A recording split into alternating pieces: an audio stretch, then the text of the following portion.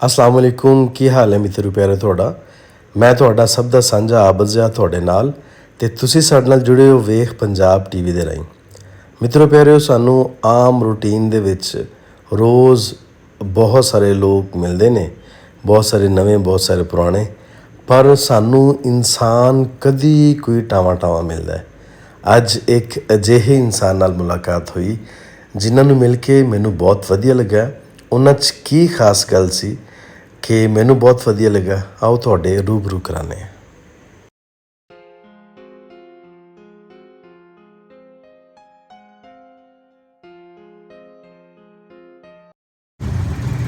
अस्सलाम वालेकुम जी, ਕੀ ਹਾਲ ਹੈ ਜੀ ਤੁਹਾਡਾ? ਅੱਛਾ, ਕੀ ਨਾਮ ਹੈ ਤੁਹਾਡਾ ਭਾਜੀ? ਮੁਹੰਮਦ ਹਮਾਇੂ। ਤੇ ਹਮਾਇੂ ਭਾਈ, ਆ ਜਿਹੜਾ ਤੁਸੀਂ ਬੋਰਡ ਲਿਖ ਕੇ ਲਾਇਆ ਹੈ ਯਤੀਮ ਬੱਚਿਆਂ ਵਾਸਤੇ, ਮਜ਼ਦੂਰ ਬੱਚਿਆਂ ਵਾਸਤੇ ਬਿਲਕੁਲ ਫ੍ਰੀ ਹੈ, ਆ ਖਿਆਲ ਕਿਵੇਂ ਆਇਆ? ਖਿਆਲ ਇਸ ਤਰ੍ਹਾਂ ਆਇਆ ਕਿ ਮੈਂ ਸਟਰਗਲ ਦੇ ਨਾਲ ਪੜ੍ਹਿਆ। ਕੁਝ ਬੱਚੇ ਮੇਰੇ ਕਲਾਸ ਫੈਲੋ ਐਸੇ ਹੈ ਸੀ ਜਿਹੜੇ ਇੱਕ ਦੋ ਚਾਰ ਯਤੀਮ ਵੀ ਹੈ ਸੀ। ਹਾਂਜੀ, ਮੈਂ ਮਹਿਸੂਸ ਵੀ ਕਰਦਾ ਸੀ ਉਹਨਾਂ ਦੀ ਵਾਲਦੈਨ ਦੀ ਕਮੀ ਨੂੰ। ਆਰਮੀ ਐਕਸ਼ਨ ਤੋਂ ਬਾਅਦ ਮੇਰੇ ਦਿਲ 'ਚ ਖਿਆਲ ਆਇਆ ਕਿ ਯਾਰ ਕੁਛ ਅਰਸਾ 15-20 ਦਿਨ ਜਾਂ ਮੁਸ਼ਕਿਲ ਮੈਂ ਸਕੂਲ ਦੇ ਬੈਠ ਕੇ ਆਪਣਾ ਰੋਜ਼ਗਾਰ ਵੀ ਥੋੜ੍ਹਾ ਜਿਹਾ ਬਣਾ ਲਵਾਂ, ਔਰ ਜਿਹੜੇ ਐਸੇ ਬੱਚੇ ਆ ਜਿਹੜੇ ਵਾਲਦੈਨ ਤੋਂ ਮਹਿਰੂਮ ਆ ਜਾਂ ਐਸੇ ਮਾਜੂਦ ਆ, ਉਹਨਾਂ ਦਾ ਥੋੜ੍ਹਾ ਜਿਹਾ ਹੈਲਪ ਵੀ ਹੋ ਜਾਏ। वैसे हेल्प करने वाले जब करने वाली है, मैं तो कुछ भी नहीं करने वाला, लेकिन इस ट्रांसमेंट में बोर्ड के लॉकडाउन के दौरान थोड़ी जी मुश्किल पेश आई है मार्केट के अंदर। कुछ लोगों ने जोड़ा महसूस किया कि यार आप 40 रुपये लिख रहे हैं, ये ना लिखो, आप वैसे बैठो करिए। ਮੁਹੰਮਦ ਹਮਾਇੂ ਇੱਕ ਆਰਮੀ ਰਿਟਾਇਰ ਕਾਂਸਟੇਬਲ ਹੈ। ਥੋੜ੍ਹੀ ਜਿਹੀ ਪੈਨਸ਼ਨ ਦੇ ਨਾਲ ਗੁਜ਼ਾਰਾ ਕਰਨ ਵਾਲਾ, ਇੱਕ ਛੋਟੇ ਜਿਹੇ ਕਾਰੋਬਾਰ ਵਾਲਾ, ਪਰ ਵੱਡੇ ਦਿਲ ਦਾ ਮਾਲਕ, ਜਿਹੜਾ ਯਕੀਨਨ ਬਹੁਤ ਵੱਡਾ ਇਨਸਾਨ ਹੈ। ਉਹਦੇ ਦਿਲ 'ਚ ਆ ਖਿਆਲ ਆਇਆ ਕਿ ਕਿਤਾਬਾਂ ਦੇ ਸਾਰੇ ਬੱਚਿਆਂ ਨੇ ਲੈਣੀਆਂ ਨੇ, ਉਹਨਾਂ ਨੂੰ ਪੂਰਾ ਸਾਲ ਹੰਡਾਉਣ ਵਾਸਤੇ ਜਿਲਦ ਵੀ ਕਰਵਾਉਣਾ ਹੈ। ਅਤੇ ਕੁਝ ਬੱਚੇ ਅਫੋਰਡ ਕਰ ਸਕਦੇ ਨੇ, ਕੁਝ ਬੱਚੇ ਅਫੋਰਡ ਨਹੀਂ ਕਰ ਸਕਦੇ, ਜਿਨ੍ਹਾਂ ਦੇ ਸਿਰ 'ਤੇ ਮਾਂ ਪਿਓ ਦਾ ਸਾਇਆ ਨਹੀਂ ਹੈ, ਜਿਨ੍ਹਾਂ ਦੇ ਸਿਰ 'ਤੇ ਕੋਈ ਅਜਿਹਾ ਸਰਬਰਾਹ ਨਹੀਂ ਹੈ ਕਿ ਉਹਨਾਂ ਦੇ ਅਖਰਾਜਾਤ ਪੂਰੇ ਕਰ ਸਕੇ।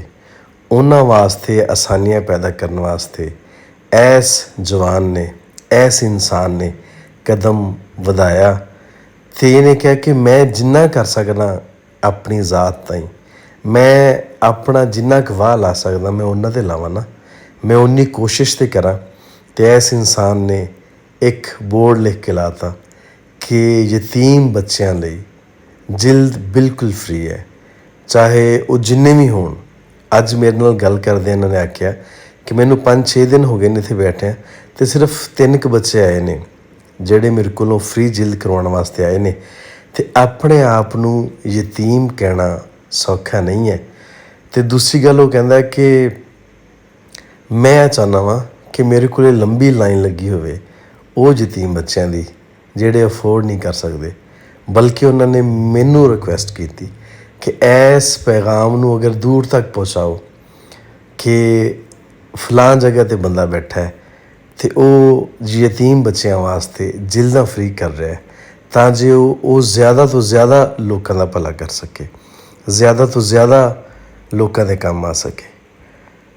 ਮਿੱਤਰੋ ਪਿਆਰਿਓ, ਅਸੀਂ ਆਪਦੀ ਰੋਜ਼ਮਰਰਾ ਜ਼ਿੰਦਗੀ ਦੇ ਵਿੱਚ ਬਹੁਤ ਸਾਰਾ ਟਾਈਮ ਗੁਜ਼ਾਰਨੇ ਹਾਂ, ਬਹੁਤ ਸਾਰੇ ਕੰਮ ਕਰਨੇ ਹਾਂ, ਆਪਣੀ ਜ਼ਾਤ ਵਾਸਤੇ ਬਹੁਤ ਸਾਰੇ ਕੰਮ ਕਰਨੇ ਹਾਂ, ਪਰ ਅਸੀਂ ਰੱਬ ਦੀ ਰਜ਼ਾ ਵਾਸਤੇ ਕਿੰਨਾ ਕੁ ਕੰਮ ਕਰਨੇ ਹਾਂ?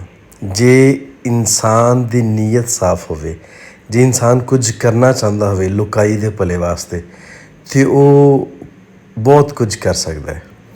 ਕੋਈ ਬੰਦਾ ਇਮੈਜਨ ਕਰ ਸਕਦਾ ਹੈ ਕਿ ਇੱਕ ਜਿਲਦਾਂ ਕਰਨ ਵਾਲਾ ਬੰਦਾ ਜਿਹਦੀ ਆਮਦਨ ਮੇਰਾ ਖਿਆਲ ਹੈ ਸ਼ਾਇਦ 500-700 ਜਾਂ 1000 ਰੁਪਏ ਹੋਏਗੀ ਡੇਲੀ ਦੀ, ਇੰਨੇ ਮਹਿੰਗਾਈ ਦੇ ਦੌਰ ਦੇ ਵਿੱਚ ਉਹ ਮੈਨੂੰ ਬਹੁਤ ਮੁਤਮਿਨ ਨਜ਼ਰ ਆਇਆ।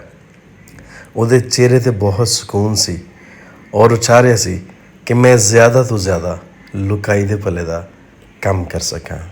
ਸਾਨੂੰ ਸਭ ਨੂੰ ਇਸ 'ਤੇ ਗੌਰ ਕਰਨ ਦੀ ਲੋੜ ਹੈ ਕਿ ਜੇ ਇੱਕ ਛੋਟਾ ਜਿਹਾ ਜਿਲਦਸਾਜ਼ ਇੰਨਾ ਵੱਡਾ ਕੰਮ ਕਰ ਸਕਦਾ ਹੈ ਤੇ ਅਸੀਂ ਵੱਡੀਆਂ ਦੁਕਾਨਾਂ ਵਾਲੇ, ਵੱਡੀਆਂ ਆੜ੍ਹਤਾਂ ਵਾਲੇ ਕਿਉਂ ਨਹੀਂ ਕਰ ਸਕਦੇ। ਇਸ ਪੈਗਾਮ ਦੇ ਨਾਲ ਕਿ ਆਪਣਾ ਅਤੇ ਆਪਣੇ ਆਲੇ ਦੁਆਲੇ ਦਾ ਰੱਖਿਆ ਜੀ ਢੇਰ ਸਾਰਾ ਖਿਆਲ। ਮੇਰਾ ਪਿਆਰ, ਮੇਰੀਆਂ ਮੁਹੱਬਤਾਂ ਤੁਹਾਡੇ ਸਾਰਿਆਂ ਦੇ ਨਾਲ। ਮਿੱਤਰੋ ਪਿਆਰਿਓ, ਅਸੀਂ ਲੁਕਾਈ ਦੇ ਭਲੇ ਲਈ ਆਪਦੀ ਜਾਨ ਤੋੜ ਕੋਸ਼ਿਸ਼ ਕਰਨੀ ਹੈ। ਜਿੰਨਾ ਸਾਡੇ ਕੋਲ ਹੋ ਸਕੇ ਅਸੀਂ ਆਪਦਾ ਹਿੱਸਾ ਜ਼ਰੂਰ ਪਾਉਣਾ ਹੈ। ਜਿਉਂਦੇ ਵਸੋ ਅਤੇ ਖਿੜ ਖਿੜ ਹੱਸੋ। ਰੱਬ ਰਾਖਾ।